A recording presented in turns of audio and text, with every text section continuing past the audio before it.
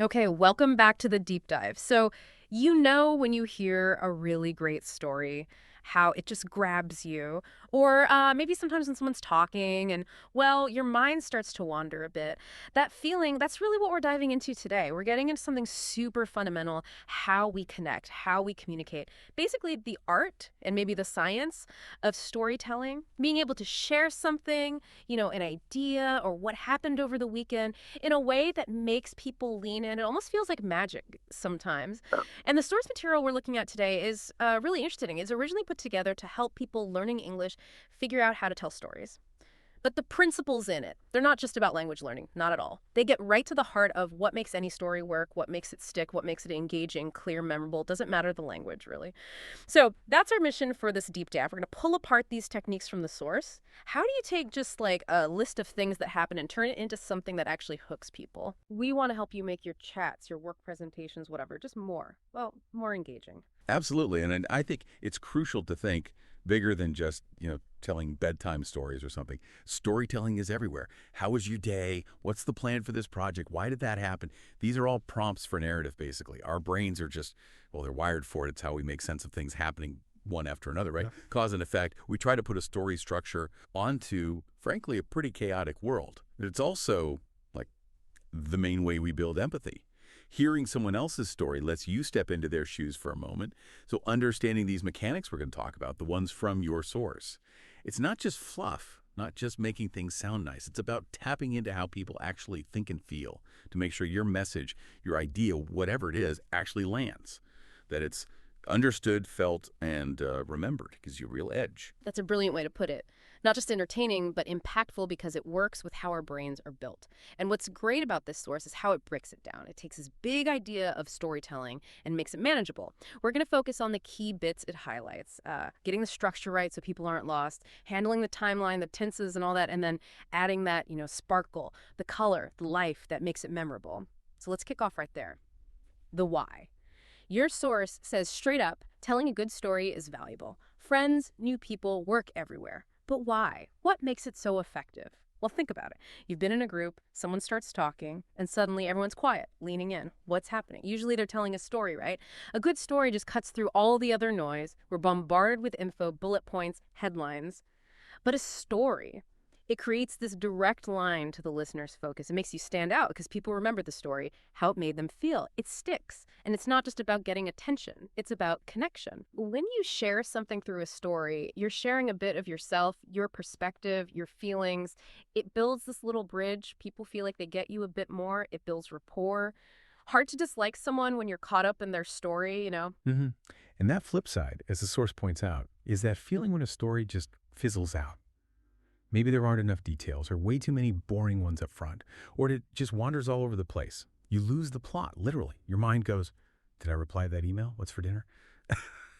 That's the risk if you ignore these basic principles. You don't just fail to engage, you actually push people away mentally. The source talks about this being important in English-speaking cultures, but honestly, I think that might just be about where it's explicitly taught sometimes. The preference for stories. That's human. It's universal. Think about ancient myths, campfire tales, right up to the latest Netflix series we binge. We crave narrative. It gives structure. It gives meaning. It connects us. Stories are like compressed experience packs. You're not just dumping facts on someone. You're taking them on a little journey with you. And that makes the information, the experience, whatever it is, so much easier to absorb and remember. It stops being a lecture. It becomes shared understanding. Compressed experience packages, I love that. That really captures why they work. You learn something without having to live through it yourself. Okay, so if it's this powerful, this fundamental, how do we actually do it? How do we tell better stories? Your source says the first key is structure. Get the flow right, or people get lost. Exactly. Confusion is like the opposite of engagement. If your listener's brain power is going into just trying to figure out the basic setup, they can't actually listen to the story itself. And the source offers this brilliantly simple 3-step structure. It's like a basic recipe. Yeah. Simple, but it works almost every time if you follow it. So, step 1, set the scene, the beginning. Your main job here is context. Ground the listener. Who are we talking about? Where are we? When did this happen? Just the basics. And the source is really clear on this, just enough background. Don't give them the entire history of Italy if your story is set there. Don't list everyone's full name and job title if they're not central. Just the essential info to get them oriented, like turning on the stage lights. The example they use is perfect. Last summer, I was traveling in Italy with my best friend Emma. Boom. 10 words. Okay, yeah. When, last summer, where, Italy, who, me and Emma. Done. Now I, as the listener, have my bearings. I can picture it vaguely. I'm ready. What happens next? Simple, clear. I like it. Then, step 2, the action. This is the main part, the middle. This is where you explain what actually happened, the sequence of events, the challenges, the interesting bits. And the crucial instruction here from the source is add details to make it interesting. This is not just A happened, then B happened. This is where you make it vivid, where the drama unfolds, or the funny thing occurs. Your choice of details here is everything. It's what keeps the listener hooked. Their example continues. We got completely lost in a small village and no one spoke English. Let's unpack that. Okay. Completely lost, not just a bit lost. It amps up the feeling, the potential stress. In a small village, specific image, maybe feels more isolated than being lost in Rome. And no one spoke English. Adds a clear obstacle, makes the problem more concrete, more relatable for many people. See how those details paint a picture of the problem? They create stakes. This is the journey part of the story. Yeah, you immediately feel the challenge they were facing. Yeah, right. And finally, step 3, the outcome, the end, the wrap-up. How did it all resolve? What was the final result? How did the situation conclude? And the source adds a really smart suggestion here. What did you learn? Or how did it make you feel in the end? Adding that little bit of reflection gives the story meaning, a takeaway for the listener. It provides closure. The example finishes it off. In the end, a kind old man helped us find our way back, and we even got invited to his house for dinner. Ah, nice ending. Yeah, clear resolution. Yeah. They got found. But the details make it memorable. A kind old man adds a specific character, warmth, and the bonus twist, invited to his house for dinner. That turns a story about being lost into something charming, unexpected, positive. That specific detail makes the ending satisfying and memorable. It feels complete. That structure, beginning, middle, end, it sounds almost too simple, but when you break down the job of each part like that, orient, engage, resolve, reflect, it makes so much sense. And those examples show how just one or two well-chosen sentences for each step can build a whole mini-story. The source used another example, right? The skydiving one. Yeah, that one really shows the flow, setup. Last year, I decided to go skydiving for the first time with my friend Mike. Okay, got it. When, who, what, sets the scene perfectly. Then the middle, the action. We were so nervous, and right before we jumped, Mike looked at me and said, "What if my parachute doesn't open?" Yeah. Classic. Right. That so nervous immediately tells you the feeling. And then quoting Mike that specific line, it's dramatic, it's funny in a dark way, it's totally relatable if you've ever been scared. It's like the little climax of the action part. You can just picture it. You really can. It makes the moment stick. And the end, the outcome. Luckily, everything went perfectly, and it was one of the most exciting experiences of my life. So clear resolution, parachutes worked, yay, and the reflection, the takeaway, super exciting. It just lays out beautifully how structure plus a bit of emotion plus a tiny bit of dialogue makes a really compelling little package. Easy to follow, hits the key points, feels satisfying. Exactly. Structure isn't a cage, it's clarity. It's the path you create for your listener so they can walk through the story with you without getting lost. It's the skeleton, You need it before you can add the interesting stuff. Right, the foundation. Okay, so once we have that solid structure, the next big piece the source tackles is, well, time. Managing the timeline. This is where, as the source points out, things can get a bit messy, especially if you're not super comfortable with the language, maybe. Mixing up past tenses can totally confuse people about when stuff happened. Oh, absolutely. It can make a story feel really disjointed, like things are happening out of order. Even though you're talking about the past, English uses different past tenses to signal different things about timing and sequence. Nailing these, or at least getting the main ones right, makes a huge difference. Your source focuses on 3 key ones that do most of the heavy lifting in storytelling. First up, the past simple. This is your workhorse. It's for the main actions, the completed events that push the story forward. Think of them as the plot points happening one after the other. Okay, the main steps. Exactly. Like in the examples. We arrived at the airport and checked in for our flight. Arrived, done. Checked in, done. 2 distinct actions in sequence. They move the story. She called me last night to tell me the news. Called single completed action, specific time. These are the bones of your narrative sequence. This happened, then this happened. You'll use this tense a lot, especially for the action part of your story structure. Makes sense. Second, the past continuous. Now this one's different. It describes things that were in progress over a period of time in the past. Often, its job is to set the background, describe the scene, or talk about a longer action that was happening when a shorter main action, usually in past simple, occurred. Ah, so like what was going on around the main event? Precisely. Look at the source's examples. It was raining when we left the hotel. Leaving the hotel is the main action, past simple. The raining, past continuous, was the background condition happening at that time. The rain wasn't the main point, but it adds atmosphere. I was talking to my friend when I saw a celebrity. Seeing the celebrity is the main event, past simple. Talking to the friend, past continuous, was the longer activity that got interrupted or that was happening simultaneously. So past continuous adds that texture, that context. What else was happening? What was the general vibe? It paints the backdrop for your main actions. Okay, got it. Background versus foreground actions. Kinda, yeah. And third, the past perfect. This one can feel a bit more complex, but it's super useful. You use it for an action that was completed before another past action you're discussing. Its job is to clarify the sequence, especially when you're referring back to something earlier. Think of it as signaling this happened even further back in the past. Right, like a flashback tense. Sort of, yeah. Or showing something that was already true before the main story time. The examples help. By the time we got to the station, the train had already left.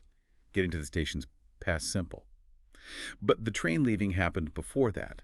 The past perfect had left makes that earlier timing clear. Train left first, then we arrived. Crucial difference. I had never tried sushi before that day. Trying sushi might have happened on that day, past simple implied, but the state of never having tried it existed before that day began. Had never tried sets up the prior condition. Using past perfect correctly stops people wondering, wait, did that happen before or after?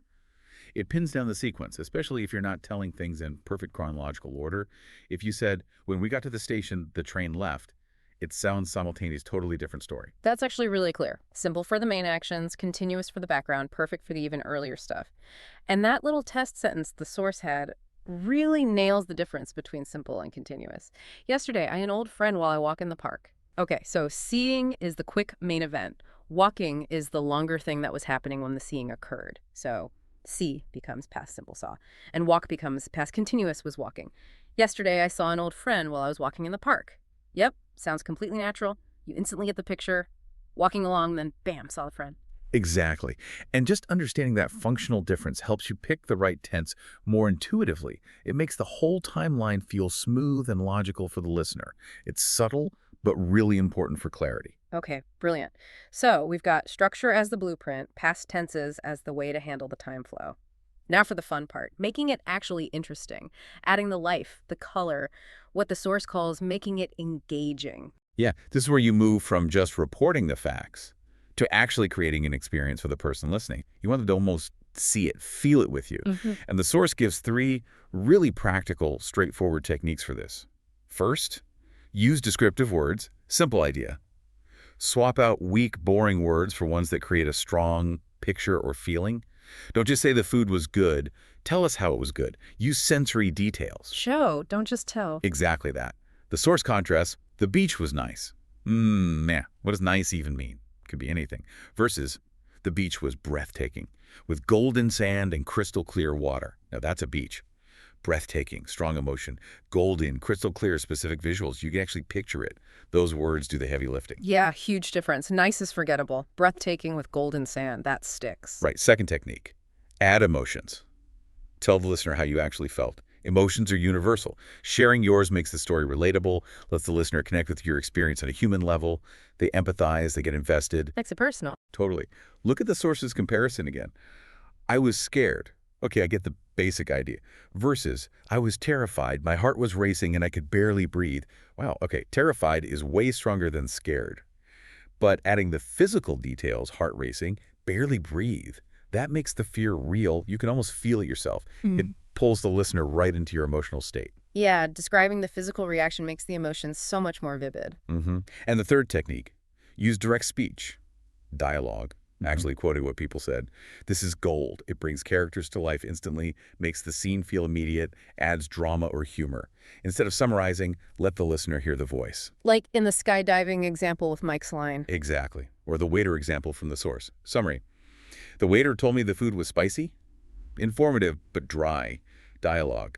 The waiter looked at me and said, Are you sure you want to eat that? It's very spicy. Yeah. So much better. You get the waiter's personality, the caution, the emphasis. It feels like a real interaction happening right now. Dialogue just injects life directly into the narrative. These seem like such simple tricks, almost, but they just completely change the feel of the story. It goes from being a report to being, well, a story. The source had those other quick examples, too, the restaurant one. We had dinner at a restaurant. Okay. Right. Versus, we found this amazing little Italian restaurant and the pasta was the best I've ever had. Suddenly, it's specific, amazing little Italian, and it has strong positive emotion, best ever. You get a sense of place and a real feeling of enjoyment. It's a memorable meal now. Specific details and feeling. And the park one. I went to the park yesterday. Fine. Versus, I went to the park yesterday and the sun was shining, kids were laughing, and I could hear birds singing in the trees. Sensory overload in a good way. Sight, sound. It creates this whole atmosphere. You're not just told about a park visit. You're experiencing a pleasant moment in the park. Exactly right. These techniques, description, emotion, dialogue, they invite the listener's senses and feelings into the story. They make it immersive. The difference between just conveying information and actually sharing an experience, that's what makes it stick. Okay, so we've really unpacked the core tools from the source material. We've got the essential structure, beginning, middle, end, each doing its job. We've got the past tenses to keep the timeline straight, and we've got these fantastic techniques, descriptive words, emotions, dialogue to bring it all to life. Solid toolkit. Definitely. And the source kind of brings it all together at the end by looping back to that simple 3-step structure, showing how you can use it as a practical framework for applying everything, even for small, everyday things. Those examples again. Last winter, I was in New York City. Suddenly, I realized I had lost my phone in Times Square. Luckily, a kind stranger found it and returned it to me. Simple setup, problem, resolution. And the other one. Last summer, I was in Paris. Suddenly, I realized I had lost my passport. Luckily, a kind stranger helped me find it. Same pattern. Different location, different lost item, same basic, effective story structure. And these examples show you don't need some epic adventure to tell a good story. Losing your phone, losing your passport, pretty common, unfortunately. But framing it with that structure makes it a neat little narrative. And you can easily imagine layering in those other techniques. I was panicking, searching everywhere. Emotion. Times Square was insanely crowded. Description. The stranger smiled and said, looking for this. Dialogue. Yeah, you can see how you'd flesh it out. The main point, I think, that the source drives home is that storytelling is a skill you can practice with everyday stuff. Find the beginning, middle, and end. Add a detail, share a feeling. It's a formula you can use again and again. It's not some mysterious art form only a few people can master. It really does make it feel much more accessible. Takes the pressure off needing some huge dramatic life event to have something worth sharing. Okay, so let's just quickly crystallize the key takeaways from this deep dive, drawing from that source material. First, that clear structure is non-negotiable. Beginning sets the scene, middle provides the action and details, and gives the outcome and maybe a reflection. The foundation.